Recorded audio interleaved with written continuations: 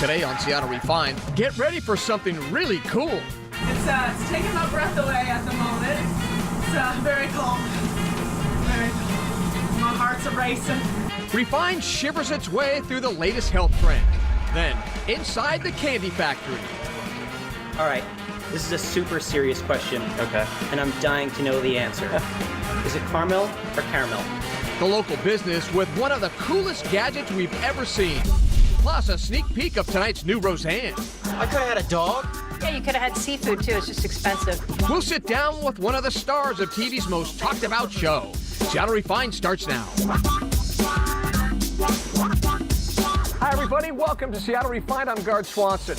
You know, I don't think I'm going out on a limb when I say America is a youth-obsessed culture. Plastic surgery and anti-aging products are a multi-billion-dollar industry in the U.S. Now, I'll admit, I personally have a few lotions and potions I use to try and fight the hands of time. So when Refined's Brandon Bernstead told me about something new to put the deep freeze on aging, I said, stop yammering and go check it out. It's one of the hottest trends in the wellness industry and boasts legions of celebrity fans. LeBron James, Justin Timberlake, Jessica Biel, Jennifer Aniston, Derek Huff. Even the Real Housewives have tried cryotherapy. But what is cryo and what's all the buzz about? To find out, Refined.com's Gina Weinkoop and I visited Arctic Glow Cryo Spa in Seattle. So cryotherapy is exposing the skin to a rapid lowering of temperature that triggers the brain into what's called an internal blood cycle, or a reaction like as if you were in an environment that was too cold for you. Owner Kimberly Darty says cryo was originally developed to treat rheumatoid arthritis and acute pain. But lately, it's become a go-to for athletes, both recreational and elite. It can take a 72-hour recovery time and turn it into 24, which is huge if you're a pro athlete. It can also reduce signs of aging and improve skin tone. Kimberly is used to working with first-timers, so she's ready to walk Gina and I through the process.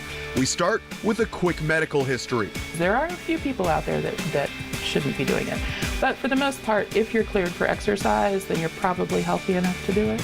Kimberly says if you have any doubts, it's important to consult with your doctor before doing cryotherapy. Gina and I are both good to go, so it's time to strip down and gear up.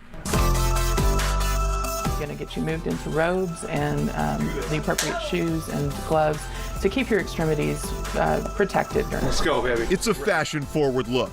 While I'm admiring my fleece-lined Crocs, Gina takes her turn in the chamber. 3 minutes with a low temperature of negative 220 degrees.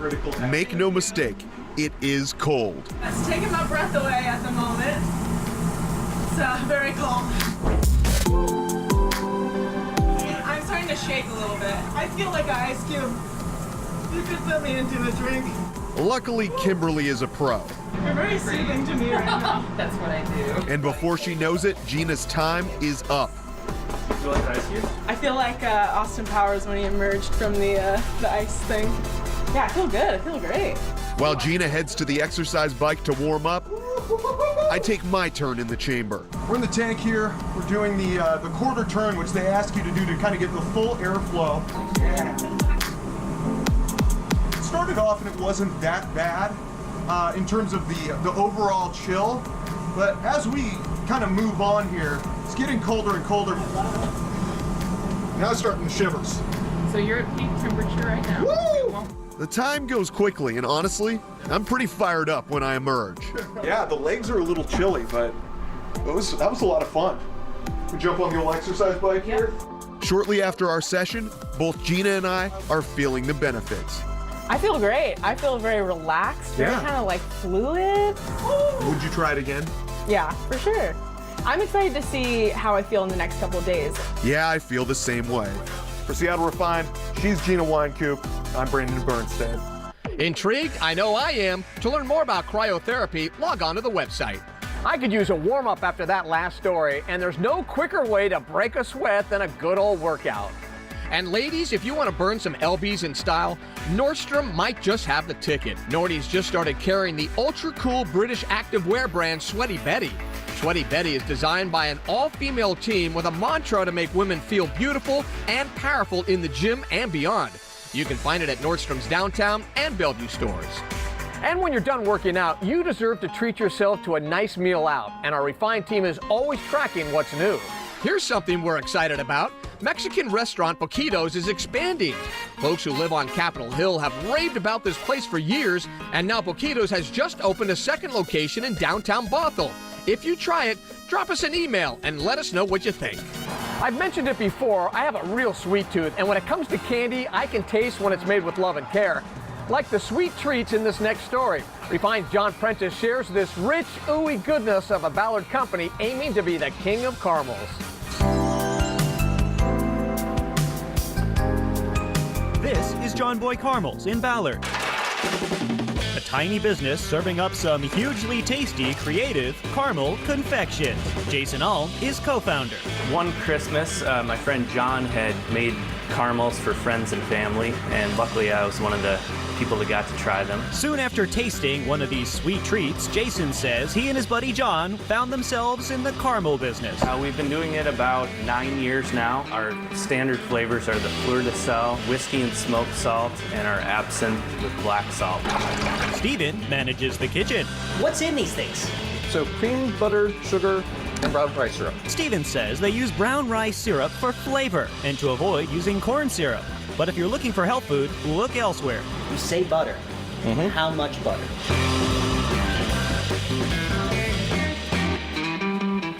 Here's your butter. It's not as gluttonous as it looks. These huge hunks of butter make a batch of about 3,000 caramels. The ingredients are mixed in this copper cauldron and left to cook, while being continuously stirred by this gizmo. The 200-degree molten caramel is poured onto a table full of tiny molds. They're like ice cube trays, but for candy.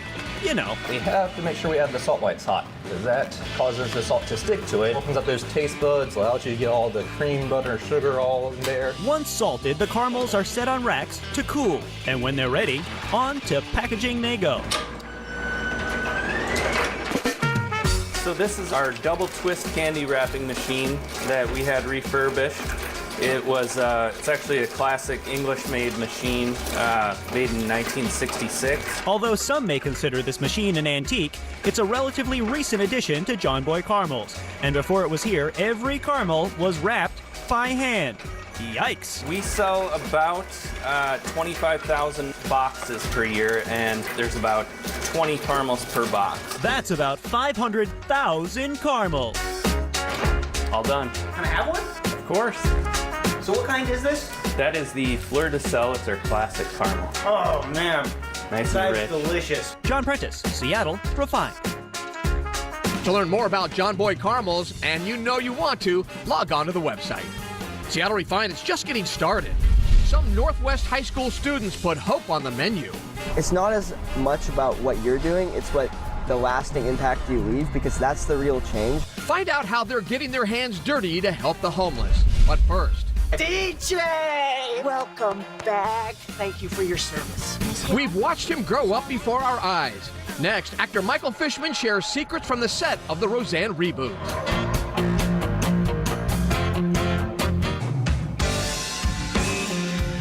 I have an announcement. I'm having a baby. A baby what? The Connors are back and more popular than ever. Last Tuesday, more than 15 million viewers turned into the blockbuster reboot of Roseanne. And get ready for more laughs tonight. Welcome back to the show. I'm Garth Swanson. The critically acclaimed return of Roseanne has become a cultural phenomenon. It seems like we've watched the cast grow up right before our eyes. That's especially true of Michael Fishman, who was just 6 years old when he won the role of the Connors' third child, DJ. Flash forward nearly 2 decades, Fishman is now 35 and reprising his signature role on season 10 of the new Roseanne. And joining us from Los Angeles is Michael Fishman. Hey, nice to have you on our show. Hey, the whole country is buzzing about this reboot. Are you a little bit shocked at what a huge sensation this has been so far? We're kind of spoiled. We have these really loyal fans, so we have high expectations for ourselves, but we've been very, very happy. And you know what's funny about watching the show is that you guys still kind of look the same. Maybe a little bit taller, maybe a little bit bigger, a little bit grayer, but you all look the same. Yeah, we fit together. We've always kind of fit together, so it's a great group. Hey, you know, the reboot has explored how political divisions can really impact families. Do you think the Connors are a bit of a microcosm of America? Yeah, I think we're having a very real dialogue about what's going on in this country as people are divided over ideas and concepts and issues, and it's not just political, it has to do with everyday life subjects. You know, generational gaps exist, and we're kind of showing all that and facing them all head on. Now, as the episodes go on, is it going to get kind of raw with more of this stuff? Well, you'll definitely see a lot more raw detail and emotion that regards to the family and their dynamic and what's going on. Tonight is definitely a big touchstone, and in the next couple of weeks, you really get to see how life has changed in the Connor household and what it's like in the modern kind of context.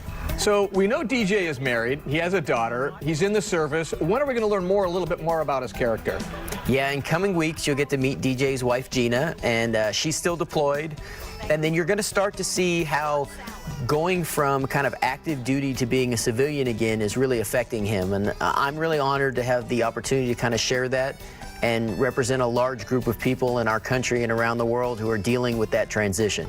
Yeah, I can imagine. And answer this question for me. When you first looked at the script and you all sat down around the table and you guys are going through everything, what was that like? Could you feel like the connection with everybody? You guys were off the air for 20 years.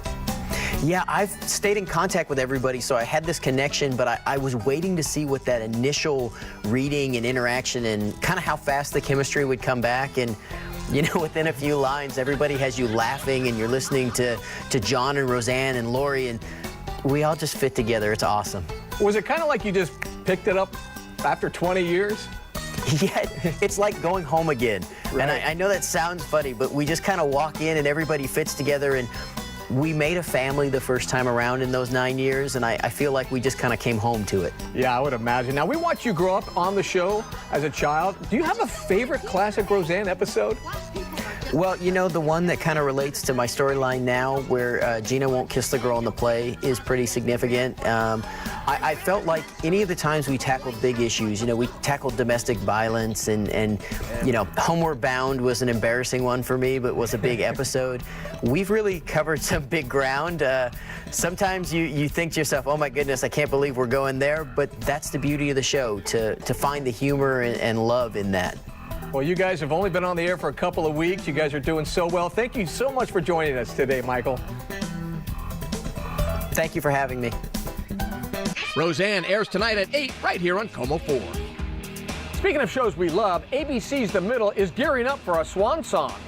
The long-running comedy starring Patricia Heaton about a middle-class family in Orson, Indiana, has just 6 episodes left. The show's had a good 9-season run, but we're still going to be sad to see it go. We'll let you know when we have a date for the finale.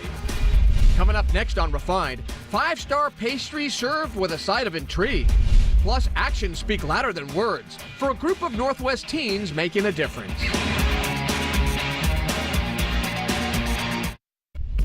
Here at Seattle Refined, we never get tired of hearing from you. Like us on Facebook, tweet us your story ideas, or shoot us an email telling us what you want to see on the show. You can find our inbox at hello@seattlerefined.com. Seattle Refined will be right back. Welcome back to Refined. Little known fact for you. Today is National Cinnamon Crescent Day. I got my staff drooling thinking about one of our favorite bakeries. Now, granted, it's a ferry right away, but as Refined's John Prentice reminded us, it's so worth the trip. I just love this bakery. It's local, it's authentic, and it's passionate. It's one of the best bites I've had in a long time. Bremerton has hit the bakery jackpot with new bake shop Saboteur. It's run by pastry pro Matt Tinder and his fiancée Kate. I start in the evening and work straight through the night. Matt left high-class Michelin-starred restaurants in California to bring his talents to Bremerton. A lot of people ask us why Bremerton, and I don't know if it's, you know, my personal opinion about if their tone is a little disparaging, or if they're, you know, they kind of ask it in a way that's like, you could have gone or should have gone. This town is awesome. Good community. Needed a bakery after coming from so much high-end restaurant. It's a nice feeling to bring something that's needed. We wanted to be close to Seattle. We looked at a few places in downtown Seattle, and we just figured, why bring sand to the beach when there's other communities that could benefit equally. And the people of Bremerton, thank you. Matt may have left the 5-star life, but he's still turning out 5-star pastries. I do whatever I want. If I don't feel like doing something that day, if I'm doing something else, I just do it. Doing everything the way we do it in really small batches with the best ingredients around. I love the chocolate croissant. Fabulous pastries that you can't just find anywhere. My favorite's the ham and cheese croissant is really good. All our torts and quiches are really nice.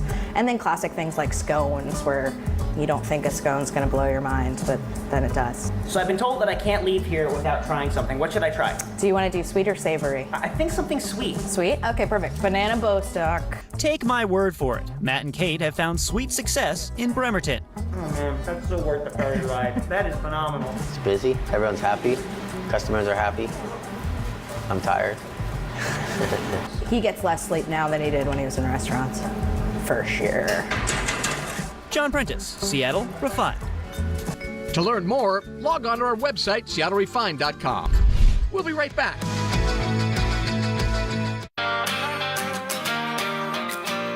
Welcome back to the show. I'm Gard Swanson. Now, here at Refined, we take a glass half full approach to life. And part of that means always staying on the lookout for stories about people doing good things in our community. And when we heard about some Northwest teenagers going the extra mile in their town, we knew you'd want to meet them. The other side of the breast, there's usually a lot of meat that'll just like chill in the joints. Wednesday afternoons in the kitchen at St. Stephen's Episcopal Parish in Southwest Portland, it's a flurry of activity. We're making shredded barbecue chicken, and then we'll serve it up with some potato salad. We've got a fruit salad going on the other side of the room. Wednesdays are Underground Day at the Clay Street Table, where homeless youth come to unwind, meet and greet, and eat. The weekly meal is planned, prepared, and served by students in Lincoln High School's Cards Cook Club. Lincoln High School has a reputation for being a school with wealthy and privileged students, yet all around us we're dealing with homelessness. Lincoln is also about a 10-minute walk from the Clay Street Table. We have this culinary arts program. It's very well known around the community. Miss Anderson's a great teacher, but we were cooking food for ourselves, like pastries and cakes, and we thought that we could give back to the community. Lincoln Jr. Hank Sanders founded Cards Cook early in his sophomore year, got the culinary arts program on board, and found a lot of his fellow students were eager to help. So was the Oregon Food Bank. It provides the raw materials for the weekly feast, which can serve as many as 300 homeless youth in a single evening. The thing we try to do with the menu is you try to make food that is healthy, that people will eat, and also we can make it at mass scales. Should be pretty good. Everybody does something. Junior Alex Paskill takes on multiple roles. Elliot Balmer, another junior, is renowned for his menu planning. He's done a really good job of doing that through seeing what the food bank has given us and trying to make something fun to eat and good to eat. We really just have to plan, and then we come and everything is sort of set up for us.